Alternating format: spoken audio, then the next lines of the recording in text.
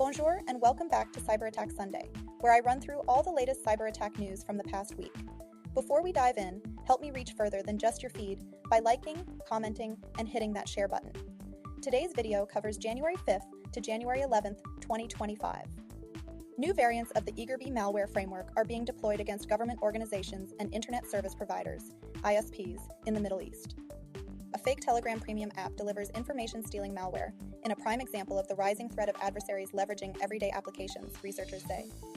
Industrial networking and communications provider Moxa is warning of a high severity and a critical vulnerability that impact various models of its cellular routers, secure routers, and network security appliances, allowing remote attackers to get root privileges and execute arbitrary commands. Salt Typhoon continues to target telecommunications companies, adding Charter Communications, Consolidated Communications, and Windstream to its list of victims. A malicious plugin found on a Russian cybercrime forum turns WordPress sites into phishing pages by creating fake online payment processes that convincingly impersonate trusted checkout services. The U.S. Cybersecurity and Infrastructure Security Agency, CISA, has confirmed that the third-party breach that affected the U.S. Treasury Department at the hands of Chinese threat actors was limited to just that agency.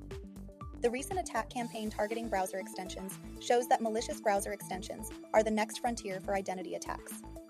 The United Nations International Civil Aviation Organization, ICAO, announced it was investigating what it described as a reported security incident linked to a threat actor known for targeting international organizations. The state of Washington is suing T-Mobile over failing to secure the sensitive personal information of over 2 million Washington residents in a 2021 data breach. CISA has warned U.S. federal agencies to secure their systems against critical vulnerabilities in Oracle WebLogic Server and Mitel MyCollab systems that are actively exploited in attacks.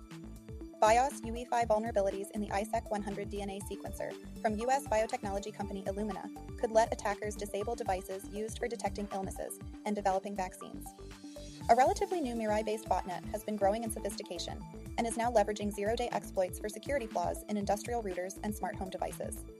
Japanese electronics manufacturer Casio has put out a statement that the October 2024 ransomware incident exposed the personal data of approximately 8,500 people. Those affected were primarily Casio employees and business partners, but there was a small set of customer personal information in the exposed data. Education software giant PowerSchool has confirmed it suffered a cybersecurity incident that allowed a threat actor to steal the personal information of students and teachers from school districts using its PowerSchool SIS platform. The telecommunications provider for the African nation of Namibia suffered a significant ransomware attack late last year, becoming a visible symbol of the merging of two trends in the region: increasing attacks on critical infrastructure and the growing threat of ransomware. Attackers are abusing a Microsoft 365 feature to create a sophisticated phishing campaign of payment requests, impersonating PayPal, tricking users into logging into their accounts so attackers can seize control over them. Fans of the Green Bay Packers football franchise have been tackled by a payment card skimmer. People who bought merch at the Packers Pro Shop website last fall may have had their personal data harvested. Medusint, a leading billing provider for healthcare organizations, is notifying hundreds of thousands of individuals of a data breach that exposed their personal and health information more than a year ago, in December 2023. Over 4,000 abandoned but still active web backdoors were hijacked, and their communication infrastructure sinkholed after researchers registered expired domains used for commanding them. Some of the live malware, web shells, was deployed on web servers of high-profile targets, including government and university systems, ready to execute commands from anyone who took control of the communication domains. Hackers are trying to exploit CVE 2024-52875, a critical CRLF injection vulnerability that leads to one-click remote code execution, RCE attacks in GFI Carrier Control Firewall product. Ivanti is warning that hackers exploited a Connect Secure remote code execution vulnerability tracked as CVE 2025-0282 in zero-day attacks to install malware on appliances.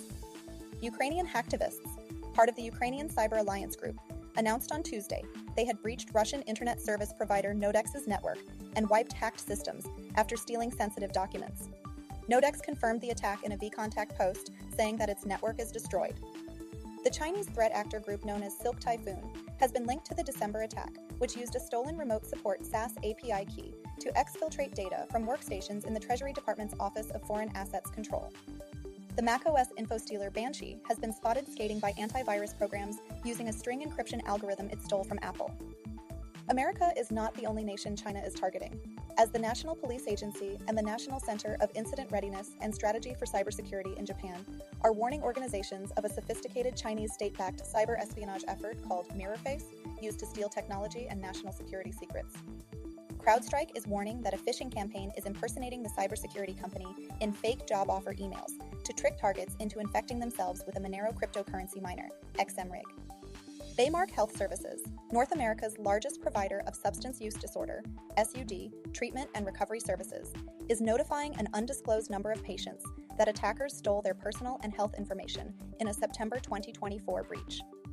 Hackers exploiting the critical Ivanti Connect Secure zero-day vulnerability disclosed yesterday installed on compromised VPN appliances new malware called Dryhook and PhaseJam that is not currently associated with any threat group. A deceptive proof of concept POC exploit for CVE 2024-49113, aka LDAP Nightmare, on GitHub infects users with InfoStealer malware that exfiltrates sensitive data to an external FTP server. Spanish telecommunications company Telefónica confirms an internal ticketing system was breached after stolen data was leaked on a hacking forum. Threat actors are employing a new tactic called transaction simulation spoofing to steal crypto, with one attack successfully stealing 143.45 Ethereum, worth approximately $460,000. Popular cannabis brand Steezy disclosed a data breach this week after hackers breached its point-of-sale POS vendor to steal customer information, including government IDs and purchase information. Did you hear about all of these incidents? Did I miss anything? Let me know in the comments.